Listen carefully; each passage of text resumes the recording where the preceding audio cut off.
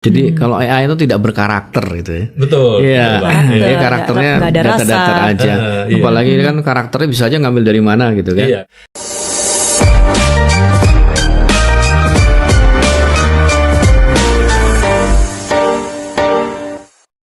Masalah supply-nya aja mungkin ya, supply Iya, kontennya betul, aja. betul, Harus mengimbangi karena kan Iya. kita dibanjiri sama konten dari luar.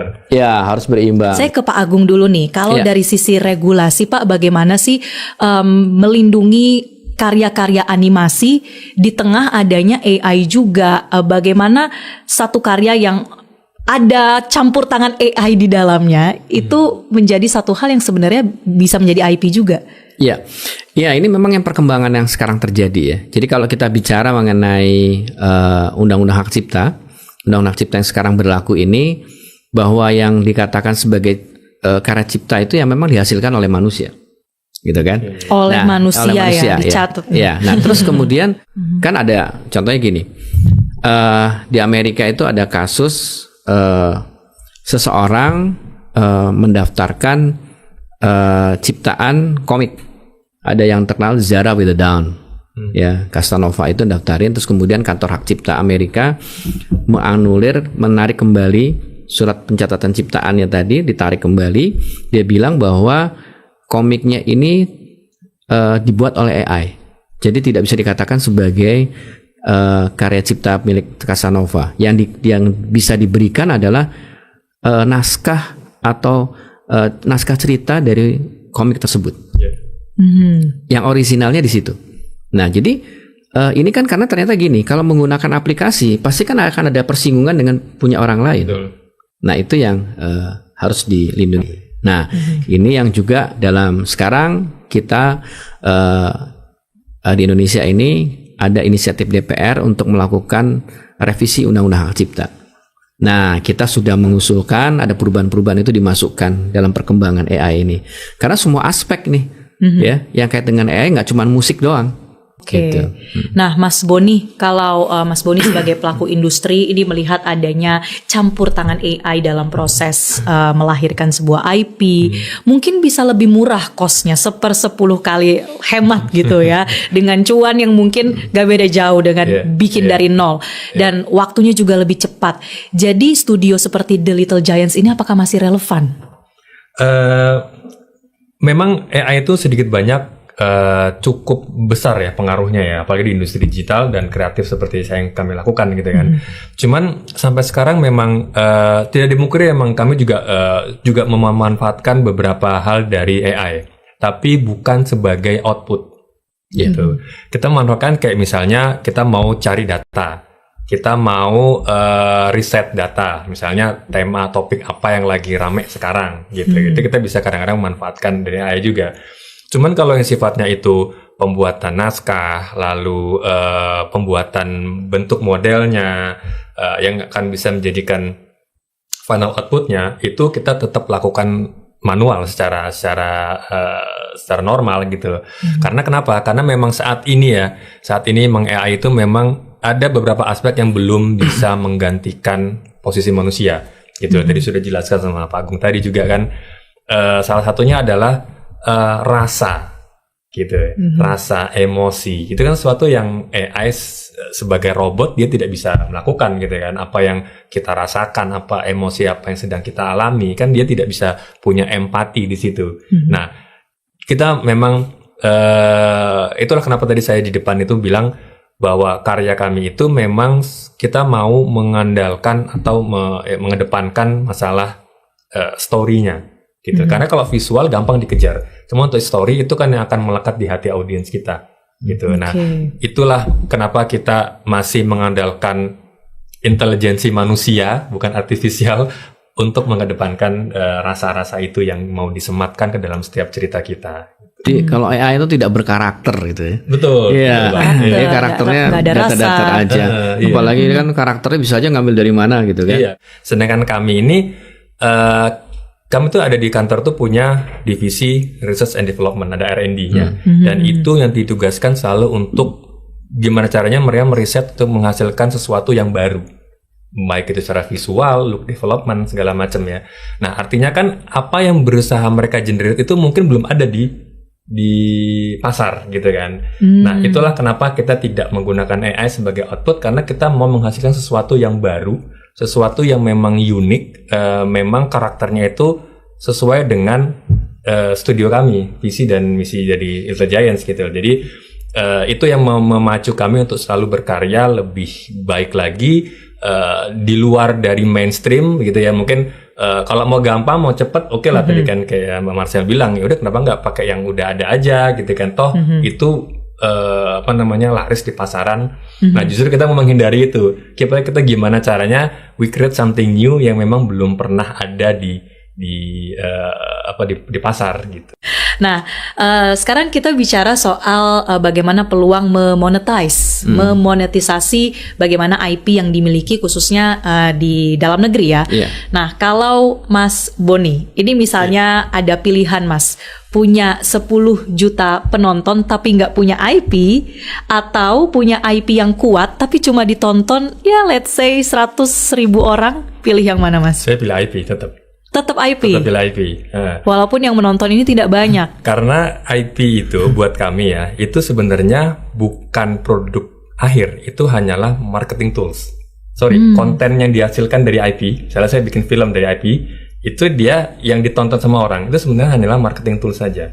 Oke. Lebih banyak yang bisa kita generate secara monetisasi ya melalui produk-produk turunannya. Gitu ya, descendants-nya, entah itu dari merchandising atau kita buka dari sponsorship, licensing, mungkin dari experience-nya gitu kan. Itu kan hal-hal yang sangat bisa dieksplorasi dari sebuah IP itu sendiri gitu. Oke lah, di awal mungkin penontonnya sedikit, tapi kalau kita berkaca kepada strategi bisnisnya Disney ya, mereka kan pendapatan terbesar itu bukan dari filmnya, tapi dari Disneyland-nya. Oke. Iya kan, dimana dari gambar-gambar yang ada di tas. Nah, bener. Oke, orang kan kena, tapi filmnya mereka tuh hanya sebagai dorongan untuk orang mau datang ke Disneyland-nya, ke theme park-nya, ke experience-nya. Mereka mau ikut rides-nya gitu.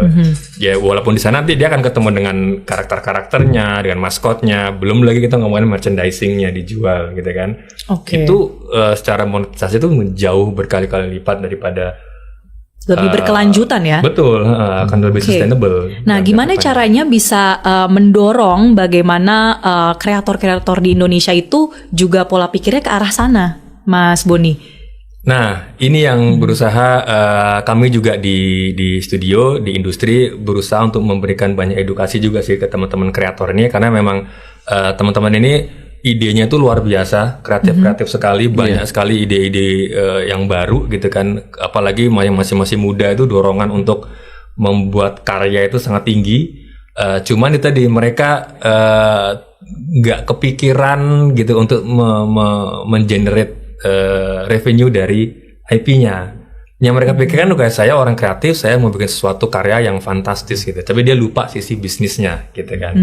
Nah, itu yang sedang kita upayakan untuk edukasi, biar salah satunya ya dengan kita memberikan contoh gitu kan. Seperti kita bikin IP kita, ada Nusa, sekarang ada Teruntung, ada Stories of Sahabat, beberapa IP yang sedang kita jalankan yang memang kita desain sedemikian rupa dari awal itu yang punya roadmap jauh ke depan. Gitu, sehingga ketika itu sudah diterima sama masyarakat, kita tidak lagi bingung what next, gitu kan, maunya diapain setelah ini, apakah dibiarkan begitu saja mati, ataukah kita mau disibukkan dengan viewers di sosial media, atau kita mau generate revenue di secara bisnisnya ke depannya gitu. Dan ketika itu sudah terbentuk, audiens kan akan bisa menilai, oh ternyata bisa tuh dimonetisasi kayak tadi, oh ternyata bisa tuh IP itu dialihkan gitu kan. Akhirnya kan itu kan sebagai indikasi bahwa ekosistem atau industri animasi di Indonesia ini sebenarnya sudah mulai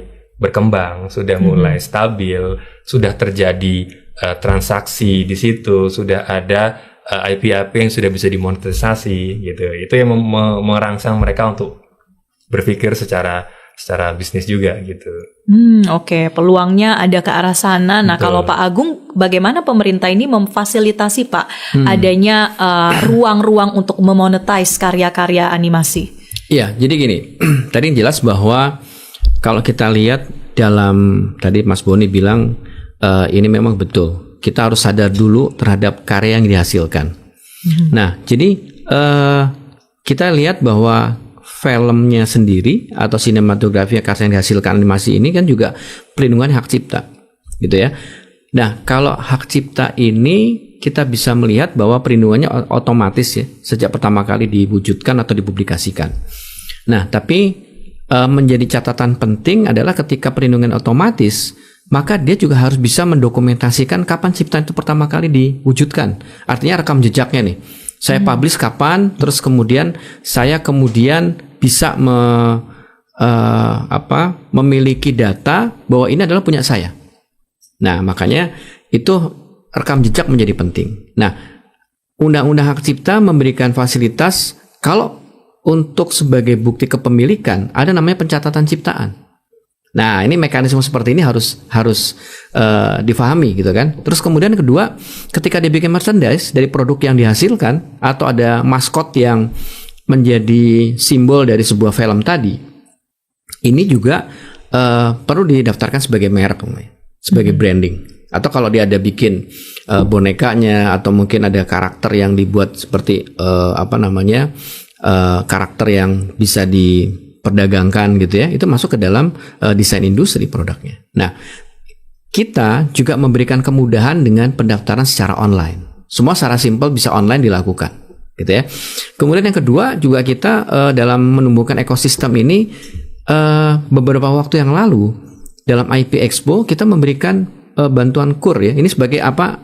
KI sebagai objek untuk mendapatkan jaminan ada pinjaman gitu ya. Nah, ini untuk memberikan modal kepada pemilik KI untuk mengembangkan bisnisnya. Nah, sekarang kita juga sedang memperkuat aturannya untuk KUR ini ya, yang sehingga sedang diharmonisasikan supaya lebih semakin meningkat lagi mereka dapat dibiayai. Kan kekayaan intelektual ini dapat dijadikan jaminan untuk mendapatkan pembiayaan. Ini juga sebenarnya dalam IP Expo sudah ada beberapa UMKM yang dibiayai untuk pengembangan usahanya dari IP-nya tadi. Nah, ketentuan ini sedang diharmonisasi, tidak akan lama lagi akan memperkuat sistem tadi itu untuk monetisasi, untuk memperkuat ekosistem di dalam pertumbuhan kekayaan intelektual. Ya, sebelum dimonetize tadi ya Pak Agung menyebutkan ini hak ciptanya perlu kemudian dipastikan. Iya, betul. Nah, mekanismenya seperti apa Pak pencatatan hak cipta dari sebuah IP? Iya, jadi gini, kalau tentunya pertama harus difahami dulu siapa sih yang dikatakan sebagai pencipta, pemegang hak ciptanya siapa, gitu ya. Kalau sekarang pengajuannya juga mudah, bikin akun, kemudian setelah itu kita bisa akses, setelah punya akun kita bisa mengakses ke aplikasinya dan kita masuk data permohonannya, hanya 10 menit sudah bisa ada surat pencatatan ciptaan. Simpel sekali.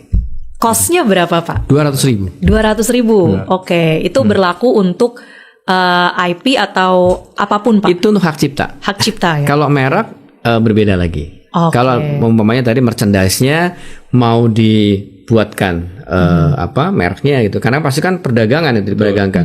Itu masuk ke merek dagang. Nah, merek dagang ini juga bisa diakses secara online. Permohonan kita bikin akun, kemudian bisa masukkan permohonan. Kalau untuk UMKM itu hanya 500.000, gitu kan? Ya, terus kemudian untuk yang bukan UMKM itu 1.800.000 kayak gitu. Karena semua bisa diakses dan pembayarannya pun juga bisa secara online.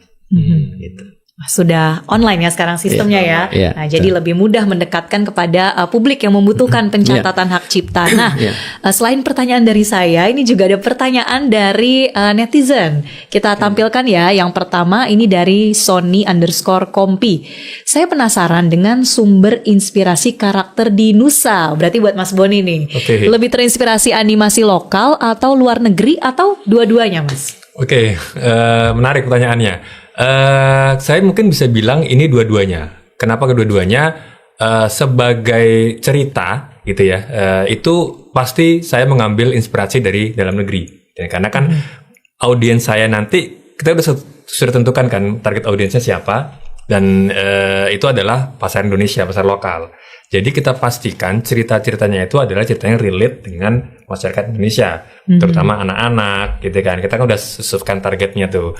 Nah, adapun untuk seperti visualnya, gitu kan, look development-nya itu memang kita mengumpulkan banyak referensi, memang salah satunya dari luar negeri juga, gitu kan. Karena memang mau nggak mau untuk eye candy ya, untuk memanjakan mata itu memang saat ini emang di luar negeri itu masih bisa sangat diandalkan gitu untuk referensi. Jadi kita tetap ngambil referensi dari luar, cuman kita kombinasikan dengan cerita-cerita di dalam negeri yang sifatnya relate dengan anak-anak sekolah sekarang gitu. Oke. Jadi dua-duanya ya saling melengkapi, menguatkan. Nah, pertanyaan yang kedua dari Ikam DYNR. Kalau ada kolaborasi animasi Indonesia sama studio luar negeri, TLG ini lebih pengen gabung sama siapa? Little Giants ya. Saya pikir tolong. Mas Boni mau gabungin sama siapa nih? Sama Jepang, Korea, Hollywood, atau mungkin negara tetangga? Wah, ini berat ini pertanyaannya. Kalau bisa sama semuanya ya, Mas. Iya, karena mereka tuh mempunyai karakteristik yang berbeda-beda itu kan. Hollywood oke lah, karena mereka sebagai trendsetter ya. Pertama kali kan animasi yang keluar dari Hollywood itu memang menjadi kiblat kita ya. Mungkin dari beberapa kreator di Indonesia memang. Cuman Jepang pun tidak kalah menarik karena mereka punya keunikan sendiri dengan animenya gitu kan. Mereka sangat kental dengan pride-nya itu tinggi mereka itu. Adapun Korea ini walaupun mereka pemain baru, dia juga tidak bisa dikesampingkan, tetap diperhitungkan. Jadi kalau kolaborasi kepinginnya, jadi gini, intinya tuh kita pengen tuh exposure-nya semakin luas gitu. Jadi siapapun dengan kita, kolaborator kita itu kita pengen impact ya, karena kan kita punya message yang mau disampaikan kan melalui IP ini kan. Gimana caranya message itu bisa tersebar ke sebanyak mungkin orang yang bisa menikmatinya gitu sih. Oke, kita doakan ya Mas, ini bukan hanya sekedar pertanyaan tapi juga ada peluangnya, ada jalan yang terbuka ke depan. Kalau gitu terima kasih untuk Mas Boni dari The Little Giants dan juga Pak Agung sudah bergabung di podcast kita pada hari ini. Nah, teman-teman, tentunya dari obrolan ini kita jadi banyak dapat informasi ya, terutama buat kalian para animator, kreator atau yang tertarik untuk masuk dalam industri ini. Ada peluang monetisasinya dan jangan lupa untuk mendaftarkan hak ciptanya. Dan tentunya karena kita bahas hak cipta, jangan nonton yang bajakan ya. Itu pesan yang juga penting. Kalau gitu teman-teman, terima kasih sudah menyaksikan podcast kita dan sampai jumpa di episode berikutnya. Bye.